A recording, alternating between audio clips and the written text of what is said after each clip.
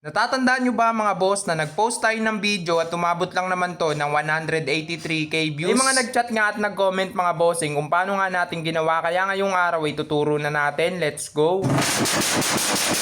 Bale mga boss, gagamit lang tayo dito ng fuel pump ng Raider FI dahil yan lang yung meron tayo. Basic lang naman gawin to mga bossing, kahit bata ay kayang gawin to, kaya gayahin nyo na lang. Kumuha rin pala tayo ng lumang bearing mga boss para ipakapit natin yung fuel pump natin para makatayo dito sa may tray. Pagkatapos mga boss, dudugtungan na natin tong wire dahil magkakabit tayo dito ng switch. Bale, dalawang wire lang pala yan mga bossing. Yung pula ay positive, yung black ay negative. Pusin nyo lang tong video mga boss para magaya nyo tong ginawa natin DIY. At yan mga boss, nagawa na rin pala natin at ipapakita ko sa inyo kung paano to gumagana. Maganda pala mga boss, kapag gumawa kayo nito, maglagay kayo ng switch para papatayin nyo na lang kapag hindi nyo nagagamitin. Sa mga nag-chat at nag-comment pala mga boss, ito na po yung request nyo, panoorin nyo na lang. Kung may natutunan kayo dito sa video natin mga boss, baka pwedeng pa-click ng follow button para updated kayo sa mga videos natin. Yun lang!